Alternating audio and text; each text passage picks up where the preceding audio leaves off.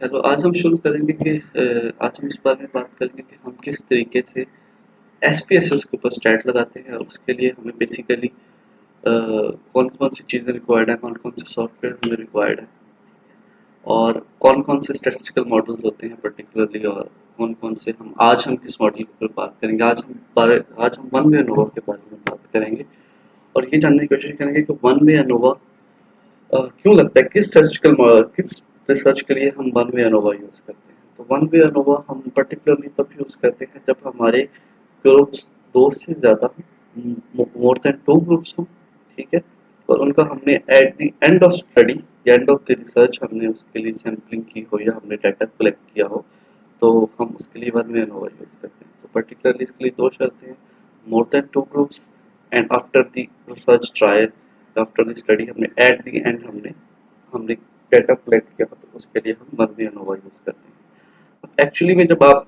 ने स्टैट लगानी होती है अपनी रिसर्च ट्रायल के लिए, तो हमें कौन-कौन सी चीज़ें रिक्वायर्ड होती हैं। उसके लिए सबसे पहले तो हमें एक्सेल यूज़ करना आना चाहिए। हमारे लैपटॉप में या हमारे पीसी में एक्सेल होना चाहिए, माइक्रोसॉफ्ट एक्सेल। और फिर सेकेंडली हमारे पास एसपीएसएस रिक्वायर्ड होना चाहिए, ठीक है, जिसको हमने स्टैट अपनी लगानी होती है, ठीक है।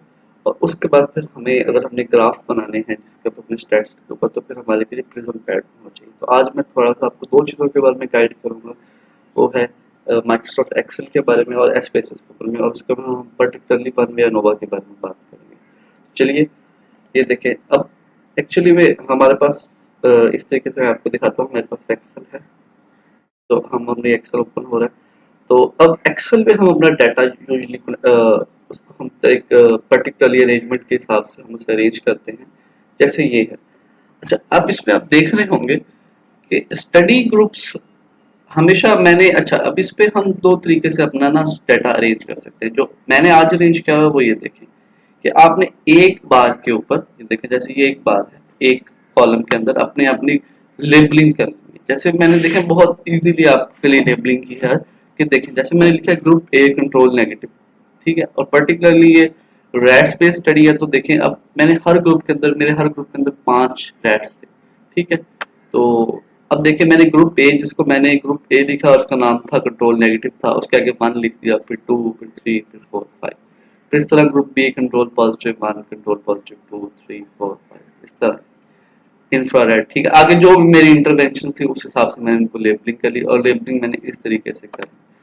और अगर किसी को लेबलिंग नहीं करनी आती है, बिल्कुल एक्सेल नहीं यूज करना था, तो उसके लिए भी मैं थोड़ा सा बता देता हूँ कि एक्सेल एक्चुअली में यूज कैसे करते हैं। अब जैसे ये है, ये मैंने कोई भी आपने न्यू एक्सेल जब भी ओपन करेंगे एक शीट ओपन हो जाएगी, ठीक है। उस तरीके से मैंने यहाँ पे लिखा, और यहाँ पे मैंने यूँ लिख दिया ग्रुप ए, ठीक है, कंट्रोल नेगेटिव 1, ठीक है। और अब मैंने यहाँ पे आके इसको यूं कर लिया। अब ये मैंने कर लिया, अब मैंने इसको यूं करना है यहाँ तक। ये देखिए, ये मैंने अपने माउस का लेफ्ट क्लिक किया, ये देखिए मैं आपको दोबारा दिखाता हूँ, लेफ्ट क्लिक किया, ये जब प्लस का निशान बनना शुरू हो गया तो मैंने इसको खींचा, और मैंने 5 तक लेबलिंग करनी है तो मैंने यूं कर दिया। अब देखिए उसने खुद ही आगे 1 2 3 4 5 खुद चूज किया, मतलब मुझे मैनुअली लिखने की जरूरत नहीं पड़ी। फिर मैं ऐसे लिख देता हूँ ग्रुप बी कंट्रोल पॉजिटिव 1, ठीक है। अब एक्चुअली में ग्रुप बी कंट्रोल पॉजिटिव मैंने लिख दिया। अच्छा, अब ये देखिए, अब मैंने थोड़ी दोबारा, और ये देखिए 5। इस तरीके से आपने अपने ग्रुप्स बना लेने हैं, और ये लिखने का मकसद जो होता है कि आपको क्लियर कट आइडिया हो कि आप जो वैल्यूज लिख रहे हैं उसमें कोई गड़बड़, क्योंकि हम जब लेबलिंग करते हैं बात हम जब लेबल करें तो हम उन्हें ए बी सी डी लिख देते हैं बात। तो आप ए बी सी डी भी लिख सकते हैं, आपका जो जो आपने ग्रुपिंग का नेम वो भी लिख सकते हैं, आप कुछ भी लिख सकते हैं। लेकिन क्योंकि मैं आपको थोड़ा सा इलेबोरेट करने के लिए मैंने सिर्फ पढ़ा लिखा है कि ग्रुप ए है और वो कंट्रोल नेगेटिव है, ग्रुप बी है तो वो कंट्रोल पॉजिटिव है, ग्रुप सी है तो वो हमारा आई आर है, ग्रुप डी है तो वो हमारा ई एम एस है, ग्रुप ई है तो E M S plus I R. वो जिस तरीके से भी आपकी स्टडी है जो भी है आप उस तरीके से लिख लेंगे। अच्छा, अब देखिए मैंने लिख लिया, अब मैं आपको, ये तो मैंने आपको बताया कैसे, अब उसके आगे हमें डाटा पुट करते जाना है। जो आपका डाटा, आपको रिजल्ट्स, आपकी कोई हिमाटोलॉजिकल स्टडी है, जो भी हिस्टोलॉजिकल स्टडी है, या जो भी आपका कोई ब्लड से आपने कोई टेस्ट परफॉर्म किया है, या आपने हिस्टोलॉजी किया है, या पीसीआर परफॉर्म किया है, या एक्सेट्रा कुछ भी किया है, उसका आपने जो न्यूमेरिकल वैल्यूज है वो आपने यहाँ लिखते जाना है। यहाँ 2 3, ये मैं आपको वैसे रैंडमली लिख रहा हूँ। अब कुछ भी जो आपकी आई है एक्चुअली वैल्यूज आप वो लिख सकते हैं, ठीक है। इस तरीके से आपने सबके सामने वैल्यूज लिख लेनी है। ठीक है, अब ये तो हो गया एक आपको मैं स्टडी के बारे में बताया था, लेकिन एक्चुअली में हम आज हम बात जिसके बारे में बात करेंगे, जो मैंने डाटा अरेंज किया हुआ आपको समझाने के लिए, वो ये। अच्छा ठीक है, अब ये एक टेस्ट है जो हमने सीरम में परफॉर्म किया, उसकी हमारे पास यूनिट भी लिखा हुआ है कि इस यूनिट में ये आया, ये रिजल्ट आया। अच्छा, ये हमारा एक्सेल की शीट आपने कोशिश करनी है कि इसी तरीके से बनानी है। अब इसके मैं बताता हूँ कि क्यों ऐसे बनाते हैं, ताकि हमारे लिए आगे भी इजी होता है। अच्छा, अब मैं यहाँ पे SPSS मेरा इंस्टॉल है, तो मैं हम एक SPSS अब आपको शुरू से शुरू करता हूँ। अब आपने इसको वीडियो के एंड तक देखना है ताकि आपको क्लियर कट समझ आ जाए, और आपने कोशिश करनी है एक से ज़्यादा बार भी आप देख सकते हैं, और आपको फिर भी कुछ चीज़ की समझ ना लगे तो आपने कमेंट सेक्शन में मुझे बता देना, मैं आपको वहाँ पे गाइड कर दूंगा। अब देखिए मैंने एक SPSS ओपन कर लिया। अच्छा, मैं आपको बता देता हूँ, यूजली जो हम सॉफ्टवेयर यूज होते हैं स्टैट्स के लिए, तो वो 3 सॉफ्टवेयर यूजली यूज होते हैं सर्चेज के अंदर। कुछ लोग एक्सेल के ऊपर अपनी स्टैट लगाते हैं, कुछ लोग SPSS के ऊपर स्टैट करते हैं, कुछ आर सॉफ्टवेयर के ऊपर। ठीक है, अब एक्सेल बहुत ही बेसिक स्टैट्स यूज करता है, आर जो है उस पर स्टैट लगाना थोड़ा सा टफ होता है, तो यूजली लोग उसे प्रेफर नहीं करते, तो थोड़ा सा मतलब मुश्किल होता है। SPSS इजी टू यूज है, इसका जो इंटरफेस है वो बड़ा इजी टू यूज है, समझना इजी है, तो लोग इस पे मोस्टली लोग इसी पे स्टार्ट करते हैं। अच्छा देखिए, जैसे ही ओपन हुआ तो यहाँ पे मुझे 4 ऑप्शन आ रहे थे। अच्छा, पहले वो आ रहा था रन द ट्यूटोरियल, कि आप देखें कैसे स्टार्ट लगती है, टाइप इन डाटा, या ऑलरेडी मेरे पास कुछ जो सेव थी SPSS की फाइल, तो वो कह रहा था कि उनमें से आपको ओपन करना चाह रहे हैं, तो मैंने टाइप इन डाटा करना, तो न्यू डाटा मैं इंटर करना चाह रहा हूँ ना, तो मैंने ओके किया। यहाँ पे अब आपको देखिए, यहाँ पे टोटल ये व्यू आ रहा है। अब मैं यहाँ नीचे आ जाए, ये देखिए 2 व्यूज आ रहे हैं, वेरिएबल व्यू और डाटा व्यू। अच्छा, इसमें हमने पर्टिकुलरली वेरिएबल व्यू पे अभी जाना है। अभी आप देखेंगे मैं वेरिएबल व्यू पे गया तो कुछ इस तरीके का हमारे पास इंटरफेस आ गया, ये name, type, width, decimal, label, values, missing, column, align. इसमें ये देखिए मैं नेम पे आया, मैंने यहाँ पे अपना फर्स्ट इंटर कर दिया, सेकंड यहाँ पे आया, मैंने इस पे भी इंटर कर दिया। अब ये 2 मैंने एक वैल्यूज, अब इसको मैं लेबल कर दूंगा कि ये हमारे हैं ग्रुप्स, स्टडी के ग्रुप्स, इसको ग्रुप्स लिख दिया मैंने। ठीक है, और ये वो है जिसके ऊपर हम रिसर्च कर, मतलब आप PCR कर रहे हैं किसी टिश्यू के ऊपर, या ब्लड प्लाज्मा के ऊपर, या आप कोई हिस्टोलॉजी कर रहे हैं किसी टिश्यू के ऊपर, या आपको सीरम पैरामीटर। तो अब हम सीरम पैरामीटर कर रहे हैं, तो ये हमने जो सीरम पैरामीटर करें वो है ये MDA। ठीक है, तो ये हमने MDA लिख दिया। अब यहाँ पे हो गया। अच्छा, अब इन जगह अब देखिए ये न्यूमेरिक वैल्यूज हैं। ठीक है, हमने इसको न्यूमेरिक ही रहने देना होता है। ठीक है, अब बताता हूँ न्यूमेरिक यहाँ पे इसका क्यों होता है। विड्थ 8 रहने दें, कोई इशू नहीं, डेसिमल यहाँ पे कुछ छेड़ने की जरूरत नहीं है। ठीक है, अब फिल वर्क हमारे लिए जरूरी है MDA। अच्छा, यहाँ पे ये जो डेसिमल्स है, अब आपने ये देखना है कि आपके पॉइंट के बाद कितने डिजिट्स आते हैं। अब मेरे पास पॉइंट के बाद 2 डिजिट्स हैं। ठीक है, तो मैं पॉइंट के बाद 2 डिजिट्स को मैंने सिलेक्ट किया हुआ। अगर आपके डिजिट ज्यादा है तो आपने 3, 4, 5 कर देना है। ठीक है, अब इसका रीजन ये होता है कि अगर आप 2 पे रखेंगे ना और आपके पॉइंट के बाद डिजिट ज्यादा है, तो वो अल्टीमेटली उसको खुद ही राउंड ऑफ करके 2 पे ले आएगा। और अगर आप राउंड ऑफ करना चाहते हैं तो आप सिलेक्ट कर लें। अगर आप चाहते हैं जो मेरा डाटा एक्चुअली है वो होलसम लिखा जाए, तो फिर आपके पास इशारिये के बाद जितने आपके डिजिट्स हैं, आपने उतने डेसिमल नंबर सेलेक्ट करना है ताकि वो सब सिलेक्ट हो, वो सब उसी तरीके से। अच्छा, उसके आपने आ जाना वैल्यूज के, जो सबसे इंपॉर्टेंट पार्ट है। अच्छा देखें, यहाँ वैल्यू आ गया। अच्छा, अब मैंने आपको बताया था कि यहाँ हमारा ग्रुप्स की भी टाइप है न्यूमेरिक। ठीक है, हमने उसे न्यूमेरिक सिलेक्ट किया होगा, तो यहाँ हम उसे कोई न्यूमेरिक वैल्यू देंगे और उसे बताएंगे कि ये जो न्यूमेरिक वैल्यू होगी ना, ये हमारा ये ग्रुप होगा। अब जैसे मैंने 0 लिखा है यहाँ पे, आप देखें मैंने ये 0 दोबारा मैं लिखता हूँ, ये 0 लिखा है, और नीचे मैंने लेबल में मैं उसे कर देता हूँ कि ये हमारा है कंट्रोल नेगेटिव। अच्छा, ये आप देखिए कंट्रोल नेगेटिव है। अच्छा, फिर मैं आपको दिखाता हूँ कि ये देखिए मैंने ये लिखा है, और यहाँ पे मैंने अब मैंने ये 0 लिखा है, या आप 1 से शुरू कर सकते हैं इजीली, जैसे आपको अच्छा लगे। आपने 1 से शुरू करना है तो 1 से कर ले, 0 से करना है 0 से करना है, ये आपकी अपनी चॉइस है। यहाँ देखिए मैंने कंट्रोल पॉजिटिव लिख दिया। ठीक है, इस तरह यहाँ 2 पे गया हूँ, तो यहाँ मैंने अब मेरा थर्ड ग्रुप जो है वो है IR। अब IR है इंफ्रारेड, तो मैंने उसको शॉर्ट फॉर्म IR लिखा हुआ है। थर्ड पे जाता हूँ तो मैंने कर लिया है EMS। ठीक है, इलेक्ट्रिकल मसल स्टिमुलेशन, तो मैंने थर्ड उसको ये दिया हुआ शॉर्ट फॉर्म। फोर्थ पे आ जाता हूँ तो है EMS प्लस IR। ठीक है, अच्छा ये देखिए आप, मैंने चारों को लेबलिंग कर ली है, ठीक है। अगर आप किसी लेबल को हटाना चाहते हैं, आपसे गलत लेबल हो गया, तो आप यहाँ रिमूव पे जाएंगे, ठीक है। ये देखें यहाँ रिमूव पे गया, वो खत्म हो गया। आप दोबारा फिर से मैं आपको वही लिख देता हूँ, मैंने आपको समझाने के लिए वो किया था, कंट्रोल नेगेटिव, ठीक है, ओके कर देना, ठीक है। ये हो गया। अब जल्दी जल्दी मैं आपको समझाता हूँ। अब यहाँ पे देखें, अब आपने वेरिएबल व्यू पे वो कर दिया सब कुछ, आपने उससे अब यहाँ पे हमने आना है, उसे बताना है कि जो जीरो है वो कंट्रोल नेगेटिव। और देखें उसने खुद ही, मैंने जीरो लिख के इंटर किया, उसने खुद ही कंट्रोल नेगेटिव बता दिया।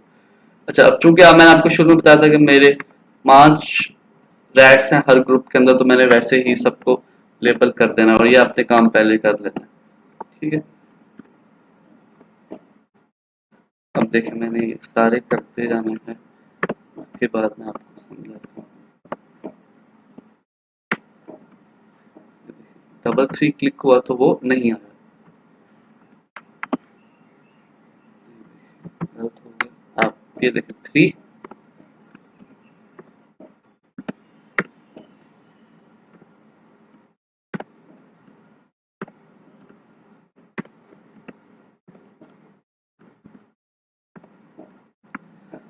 अच्छा अब ये देखिए कि मैंने कंट्रोल, अब मैं ये एंड पे देख लेना कि टोटल 25 तक सेलेक्ट हुए हैं, जहां तक हर एन में 5, हर ग्रुप में 5 है। आपने कंफर्म करना है किसी में 6 तो नहीं हो गए, किसी में 4 तो नहीं रहेगा, तो आपने वो कंफर्म करके, अच्छा यहाँ पे मैंने वो एमडीए लिखा हुआ था। अच्छा अब मैंने एक्सेल शीट शुरू में आपको बताई थी, इसके ऊपर आपने यूं क्लिक करना है, ये देखें लेफ्ट क्लिक, और फिर आपने यूं लेफ्ट क्लिक को पुश किए रखना है माउस को, और आपने नीचे ड्रैग करना है जहां तक आपकी वैल्यू, आपने ड्रैग कर लिया, आपने फिर ऊपर राइट क्लिक करना है और कॉपी करना है, ठीक है। अब आपने कॉपी किया, और फिर आपने इसके फर्स्ट पे आ जाना है, जहाँ पे इसका फर्स्ट कॉलम है, फर्स्ट रो है, ठीक है।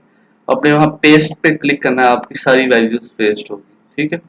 फर्दर आप कंफर्म करना चाहते हैं कि सबके सामने वही वैल्यूज आई है, तो वो आप कर सकते हैं, जैसे कि देखिए ग्रुप डी है, ईएमएस ओनली 1, अच्छा 1 जो है इसका, उसके सामने 1.72 लिखा हुआ है। अब मैं उधर से देख लेता हूँ कि ईएमएस के जो पहला रैट है उसके सामने वही देखिए 1.72 लिखा हुआ है, कोई इशू नहीं है। अब यहाँ पे आपने जब वैल्यूज पुट कर लिया, वेरिएबल व्यू के बारे में आपको बता दिया, डाटा व्यू के बारे में बता दिया, फिर आपने एनालाइज पे आ जाना, तो कंपेयर मीन्स के ऑप्शन पे आना, यहाँ पे आपने वन वे अनुभव पे आना, या different one one sample T test, independent sample T test, paired sample T test, इसके बारे में फिर कभी बात करेंगे। तो भी वन वे अनुभव के बारे में बात करते हैं। अब जब वन वे अनुभव के बाद जब क्लिक किया तो यूं हो जाएगा, एक नई विंडो ओपन होगी। अच्छा इसमें आपने जो ग्रुप्स है ना, ग्रुप्स को आपने हमेशा फैक्टर के अंदर डालना है, क्योंकि ग्रुप्स तो इंडिपेंडेंट है। एमडीए जो है, जो कोई भी आपका पैरामीटर है, वो इन ग्रुप्स के ऊपर डिपेंड करता है ना, कि आपने जो वैल्यूज दी वो कौन सी वैल्यू है, किसकी वैल्यू है, वो तो ये डिपेंड करेगा कि ग्रुप्स के ऊपर। तो आपने वो एमडीए वाली जो भी आपकी वैल्यू होगी उसको आपने सिलेक्ट करके इसमें डाल दिया। अब ये होगी, अब यहाँ पे हमारे पास कुछ ऑप्शन आ रहे हैं, इसमें हमने पहले ऑप्शन पे डिस्क्रिप्टिव स्टेट सेलेक्ट कर लेंगे, ठीक है। इसको कंटिन्यू कर देना, फिर आपने ये पोस्ट ऑक सेलेक्ट करना। अब पोस्ट ऑक में हम टकीज यूज करते हैं, ठीक है। अब टकी क्यों यूज करते हैं वो आपको मैं बताता हूँ। अच्छा ये आपने दो ऑप्शन सेलेक्ट कर लिए, डिस्क्रिप्टिव, ठीक है, और पोस्ट ऑक में, यहाँ पोस्ट ऑक के नीचे सिग्निफिकेंस लेवल की आ रही है, तो यूजली हम 0.05 सिग्निफिकेंस रखते हैं। अगर आपने कोई 0.01 रखनी है, 0.05 रखनी है, वो अपने हिसाब से यहाँ चेंज कर लें, लेकिन मोमन स्टडीज के अंदर 0.05 होता है, तो ये यूजली डिफॉल्ट 0.05 सेलेक्ट होता है, तो हम इसको चेंज नहीं करते। अगर आप अपने हिसाब से स्टडी में कुछ चेंज किया हुआ तो आप कर सकते हैं, ठीक है। यहाँ पे डिफरेंट पोस्ट ऑक टेस्ट होते हैं, ठीक है। तो उसके बाद फिर हमारे पास ऑप्शन में डिस्क्रिप्टिव होता है, मीन्स प्लॉट होता है, चले मैंने मीन्स प्लॉट भी सिलेक्ट कर दिया, होमोजेनिसिटी ऑफ वेरिएंस भी सिलेक्ट कर दिया, ठीक है। अच्छा ओके, अब जब मैंने ओके किया तो एक नई विंडो ओपन हो जाएगी, ये देखिए ओपन हो। अच्छा, पहले ही जो ये फर्स्ट कॉलम जो ओपन हुआ है ना, ये है डिस्क्रिप्टिव स्टैट का। अच्छा इसमें आप देखिए कंट्रोल नेगेटिव के उसको बता दिया कि आपके 5 रैट्स हैं हर में, ठीक है। उसने खुद हमें एन बताया है, तो उसने हमें मीन बताया, सबका स्टैंडर्ड डेविएशन बताया, standard error, lower value, upper value, oh sorry lower bound, upper bound, ठीक है। फिर मिनिमम और मैक्सिमम वैल्यू बता दी है, ठीक है। ये आपने डिस्क्रिप्टिव स्टैट इंपॉर्टेंट होती है जब आपने आगे प्रिज्म पैड पे ग्राफ बनाना चाहते हैं, उसके हम नेक्स्ट वीडियो में बात करेंगे, ठीक है। थर्ड पे आ जाए, ये है test of homogeneity of variance, ठीक है। इसके बारे में अभी हम बात नहीं करेंगे, हम बात करेंगे इसके बारे में वन वे अनोवा के बारे में। इसमें आपको sum of square, degree of freedom, mean square, f value, significance, particularly आपने ये देखना है। अच्छा आप ये देखें कि आपकी ओवरऑल सिग्निफिकेंस वैल्यू 0.014 आई है, तो जब भी वैल्यू आपकी 0.05 से बिलो आए, तो that's mean your results are significant, ठीक है। जो भी आपकी इंटरवेंशन है वो सिग्निफिकेंट उसने इम्पैक्ट डाला है, ठीक है। 0.05 से नीचे, तो ऊपर 0.01 जो है वो 0.05 से छोटा है, कम वैल्यू है, तो देयर पर सिग्निफिकेंट है। अगर 0.05 से जितना ऊपर होता तो उतनी ज्यादा वो नॉन सिग्निफिकेंट होती, slightly non significant, highly non significant. या 0.05 से जितना मतलब 0.049 आ जाए मिसाल के तौर पर, तो हम कहेंगे कि स्लाइटली सिग्निफिकेंट या हाईली सिग्निफिकेंट, जैसे 0.014 है या 0.0014 आ जाता। तो इस तरीके से हम टर्म्स चूज करते हैं अपनी स्टडी को इलेबोरेट करने के लिए, ठीक है।